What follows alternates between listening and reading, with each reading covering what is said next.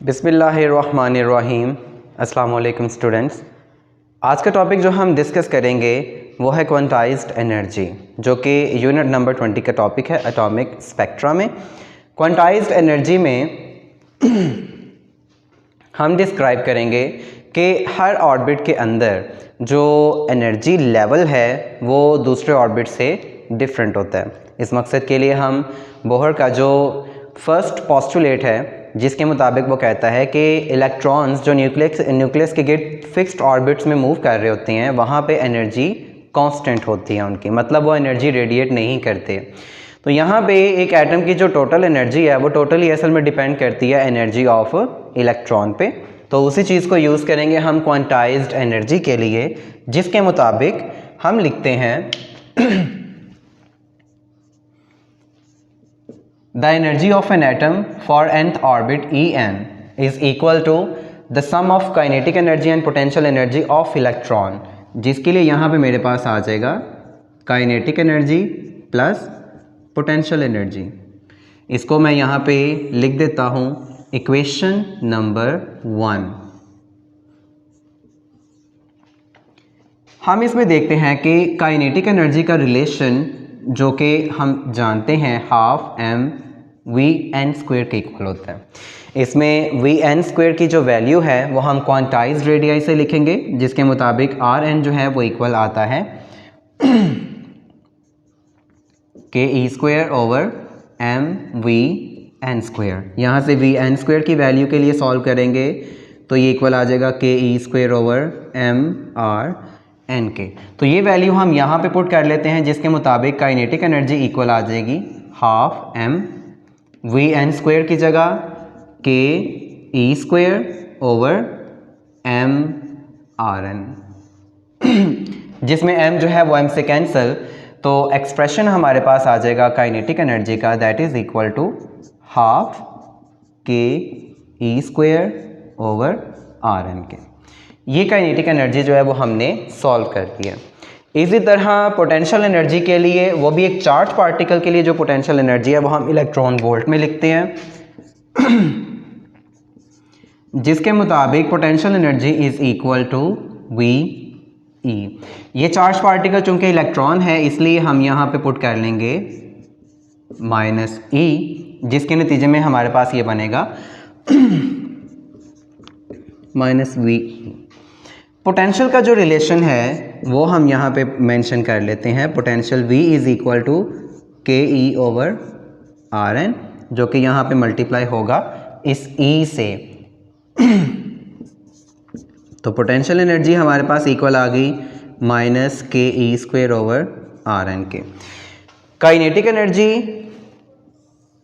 और potential energy, अब हम इनको सब्स्टिट्यूट कर देते हैं इक्वेशन नंबर 1 में।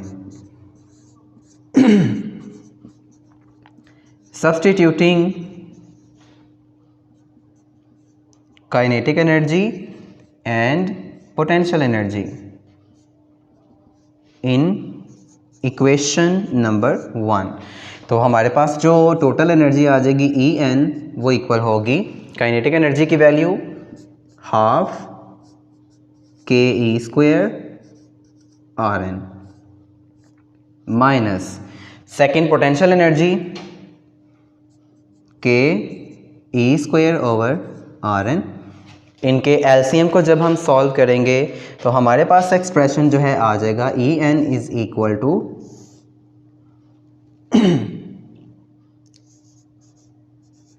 2 r n k e square minus 2 के ई स्क्वायर, जिसके नतीजे में हमारे पास यहाँ पे टोटल एक्सप्रेशन आ जाएगा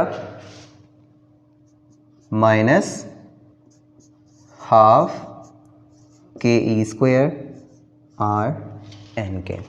ये हमारे पास है क्वांटाइज्ड एनर्जी की वैल्यू, जो कि इक्वल आई है minus half k e square over r n, जिसमें के और ई कांस्टेंट हैं जबकि आर एन है क्वांटाइज्ड रेडियाई। हम अपने इस एक्सप्रेशन को फर्दर सॉल्व कर सकते हैं। इस मकसद के लिए हम क्वांटाइज्ड रेडियाई की वैल्यू जो है वो यहाँ पे पुट कर लेते हैं। इसी एक्सप्रेशन को मैं यहाँ पे लिख देता हूँ total energy e n is equal to minus half k e square और आर एन। यहाँ पे आर एन की वैल्यू पुट कर लेते हैं, जिसके मुताबिक ओवर आर एन की जगह हम लिख देंगे n square h square over 4 pi square k e square M. 2 जो है इस 4 को यहाँ पे कैंसिल करेगा, जबकि ये बाकी सारे का सारा एक्सप्रेशन ऊपर जाके मल्टीप्लाई हो जाएगा। मतलब मैं इस एक्सप्रेशन को ऊपर मल्टीप्लाई कर देता हूँ तो एनर्जी जो है वो इक्वल आ जाएगी 4 pi square k e square M, जिसने मल्टीप्लाई होना है ऊपर के ई स्क्वेयर से और डिवाइड होना है 2n स्क्वेयर एच स्क्वेयर से।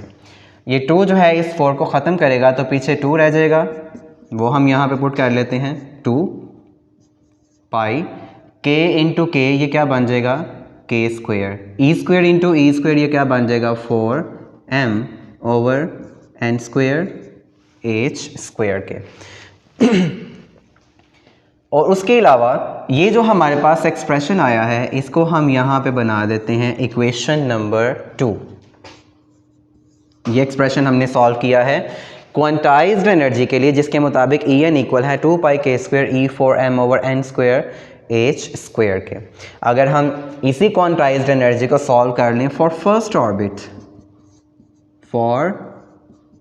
ऑर्बिट, जो कि फर्स्ट बोहर ऑर्बिट के नाम से भी जाना जाता है, तो हम लिखते हैं n is equal to 1।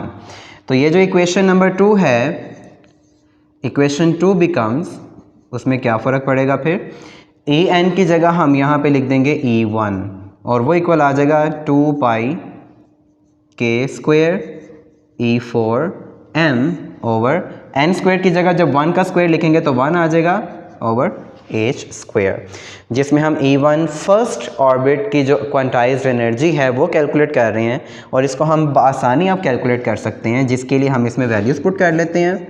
E1 ये इक्वल आ जाएगा 2 पाई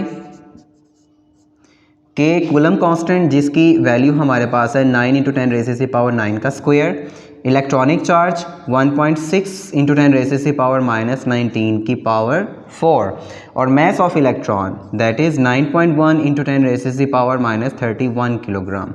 इसको हम डिवाइड करेंगे कूलम कांस्टेंट के स्क्वायर से, जो कि 6.63 इंटू 10 रेज़ से पावर -34 इसके स्क्वायर के इक्वल है। इन एक्सप्रेशंस को सॉल्व करें तो हमारे पास जो एनर्जी है फर्स्ट ऑर्बिट की वो आ जाती है 2.17 इंटू 10 रेज़ से पावर -18 जूल, जिसको हम लिख सकते हैं 2.17 एटोजूल। 2.17 एटोजूल्स ये हमारे पास है फर्स्ट ऑर्बिट के मुताबिक एनर्जी। और अगर हम अपनी इस फर्स्ट ऑर्बिट की एनर्जी को जूल से इलेक्ट्रॉन वोल्ट में कन्वर्ट करना चाहते हैं तो उसके लिए हम अपने इसी एक्सप्रेशन को या वैल्यू को एक इलेक्ट्रॉनिक चार्ज से डिवाइड कर देते हैं, जो कि जूल से इलेक्ट्रॉन वोल्ट में जाने का मेथड होता है। मतलब E1 जो है वो इक्वल है 2.17 इंटू 10 रेज़ से पावर -18, इसको हम डिवाइड कर देंगे 1.6 इंटू 10 रेज़ से पावर -19 से, तो ये हमारे पास एक्सप्रेशन आ जाएगा इलेक्ट्रॉन वोल्ट में और वो एनर्जी बनती है 13.6 इलेक्ट्रॉन वोल्ट। अब यहाँ पे हम देखते हैं कि ये जो मैंने माइनस है यहाँ पे पुट नहीं किया हुआ, हालांकि इसको यहाँ पे हमने कैरी करना था, यहाँ पे भी। अब इक्वेशन 2 में ये माइनस जो है ये किस बात को जाहिर कर रहा है ये हम लास्ट पे जानेंगे, पहले हम अपने इस इक्वेशन 2 को स्पेसिफाई कर लें। उसके लिए मैंने यहाँ पे E1 जो है सिर्फ और सिर्फ मैग्नीट्यूड वाइज यहाँ पे सॉल्व किया है, इसलिए मैंने माइनस का साइन यहाँ पे जाहिर नहीं किया। और E1 की जो वैल्यू है इलेक्ट्रॉन वोल्ट में वो मेरे पास आई है 13.6 इलेक्ट्रॉन वोल्ट।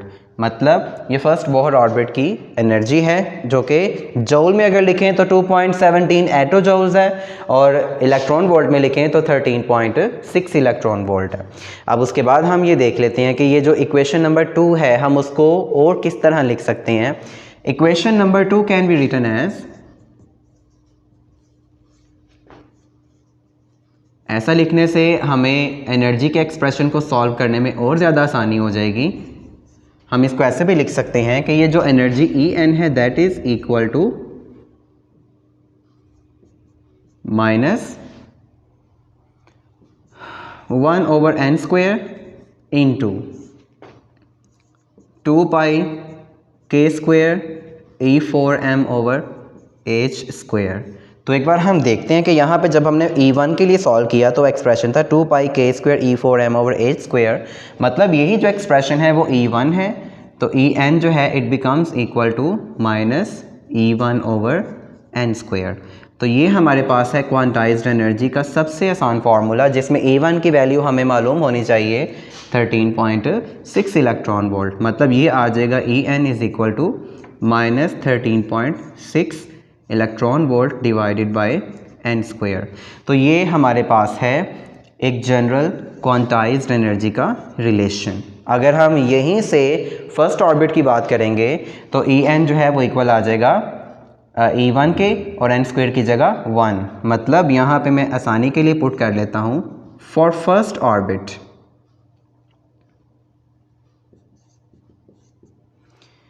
फर्स्ट ऑर्बिट के लिए हम n किसके इक्वल लिखते हैं 1 के। तो यही एक्सप्रेशन मेरे पास क्या आ जाएगा E1 -13.6 इलेक्ट्रॉन वोल्ट।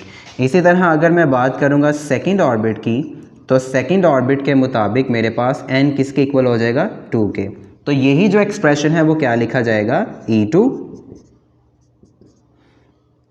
En की जगह E2 equal to -13.6 electron volt divided by n का स्क्वायर, मतलब 2 का स्क्वायर, और 2 का स्क्वायर हमें क्या आंसर देगा 4। जब मैं 13.6 इलेक्ट्रॉन वोल्ट को 4 से डिवाइड करूंगा तो एनर्जी E2 मतलब एनर्जी ऑफ सेकंड ऑर्बिट वो मेरे पास इक्वल आ जाएगी E2 -3.4 इलेक्ट्रॉन वोल्ट जब हम इसको 4 से डिवाइड करेंगे। तो ये देखें कि हर एक ऑर्बिट के मुताबिक जो एनर्जी लेवल है दैट इज़ डिफरेंट। तो ये हमारे पास पॉइंट था बेसिकली कि क्वांटाइज्ड एनर्जी हमने रिलेशन को सॉल्व किया। तो इक्वेशन नंबर 2 के बाद हमारे पास एक इक्वेशन और जो आसान फॉर्म में आई है वो है इक्वेशन नंबर 3। अब इसमें जो हमें माइनस का साइन जो नज़र आ रहा है इसका क्या मतलब है। माइनस के साइन का मतलब हम सिर्फ इतना लेते हैं कि इस हाइड्रोजन एटम को इतनी अमाउंट ऑफ एनर्जी की ज़रूरत है ताकि वो आयोनाइज हो सके, ठीक है, जिसको हम यहाँ पे एक्साइटेशन एनर्जी की फॉर्म में भी देखते हैं। और ये जो हमने एक्सप्रेशन सॉल्व किया है ये इसकी एक्साइटेशन एनर्जी है कि इस 13.6 इलेक्ट्रॉन वोल्ट पे ये जो हाइड्रोजन एटम है ये एक्साइटेड होना शुरू हो जाती है। हाइड्रोजन गैस जो है 13.6 इलेक्ट्रॉन वोल्ट की एनर्जी जब इनको दी जाए, और माइनस के साइन का मतलब है कि इसको आयोनाइज करने के लिए इतनी अमाउंट ऑफ एनर्जी की ज़रूरत होगी। अगर इससे कम करेंगे तो हाइड्रोजन गैस जो है वो आयोनाइज नहीं होगी। तो स्टूडेंट ये हमारे पास पॉइंट थे क्वांटाइज्ड एनर्जी के हवाले से। इंशाल्लाह नेक्स्ट टॉपिक के साथ नेक्स्ट लेक्चर में। अल्लाह हाफिज़।